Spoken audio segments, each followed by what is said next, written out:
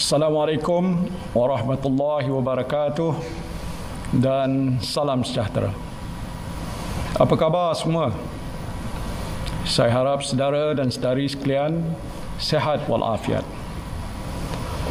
Terlebih dahulu saya ingin memohon maaf kepada saudara dan saudari sekalian kerana dalam keadaan negara kita sedang berhadapan dengan cabaran besar menangani pandemik COVID-19, saya terpaksa tampil untuk menjelaskan kedudukan Kerajaan Perikatan Nasional dan keabsahan saya sebagai Perdana Menteri.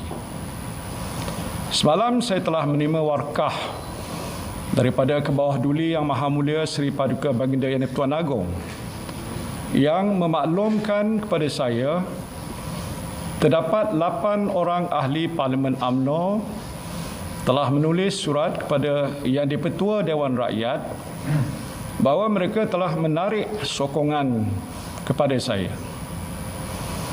Di dalam warkah ini, Kebawah Duli Yang Maha Mulia Seri Paduka Baginda Yang di-Pertuan Agong telah memetik 2 peruntukan dalam perlembagaan persekutuan.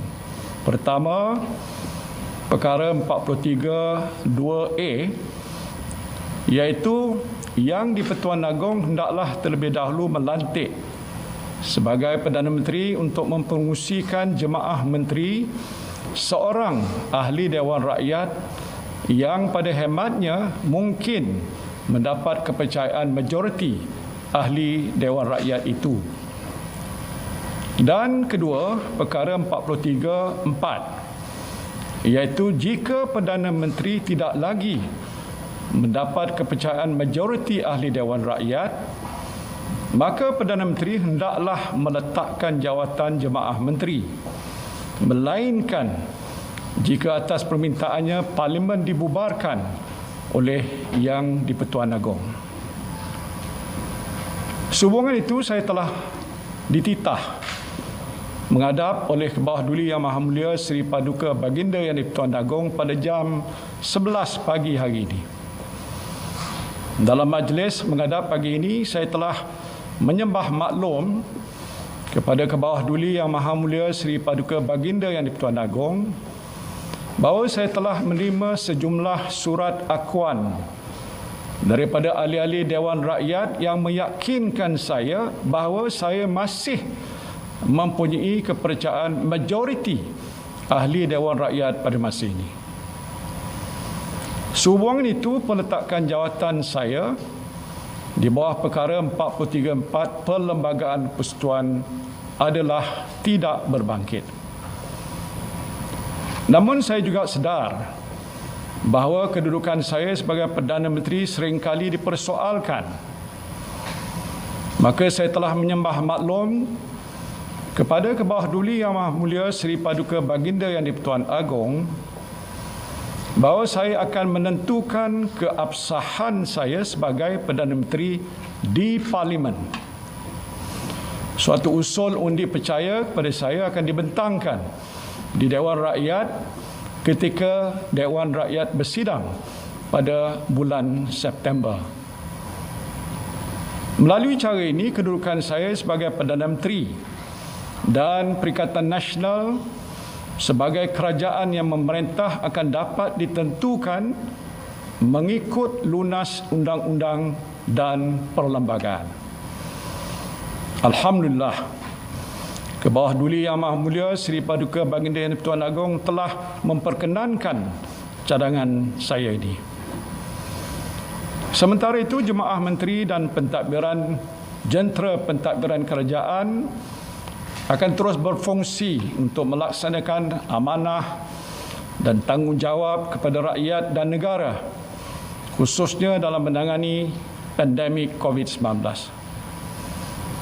Saya akan memastikan program vaksinasi yang sedang berjalan pada masa ini tidak akan terganggu dan terus dilaksanakan mengikut jadual. Begitu juga bantuan-bantuan yang telah diumumkan oleh kerajaan akan dapat diterima oleh rakyat tanpa sebarang halangan. Saya menyeru pada semua penjawat awam, khususnya para frontliners, agar terus tabah melaksanakan tugas dan tanggungjawab anda tanpa terganggu dengan kamalat politik yang sengaja dicetuskan oleh pihak-pihak tertentu yang cuba menangguk di air yang keruh. Saya tahu bahawa mereka kurang senang dengan ketegasan saya untuk tidak melayan beberapa tuntutan mereka, termasuklah desakan supaya saya mencampuri urusan mahkamah untuk membebaskan beberapa individu yang sedang didakwa atas kesalahan jenayah. Saya juga telah dituduh menderhaka kepada raja. Sedangkan apa yang saya lakukan adalah semata-mata untuk memelihara keluhuran perlembagaan dan mempertahankan kemuliaan institusi raja berperlembagaan.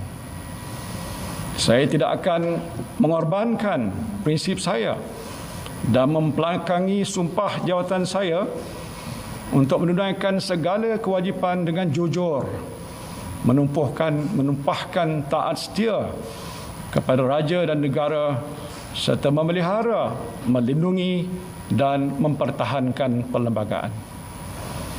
Saya doakan agar rakyat dan negara kita terus dilindungi oleh Allah Subhanahu wa taala dan kepadanya lah jua kita berserah.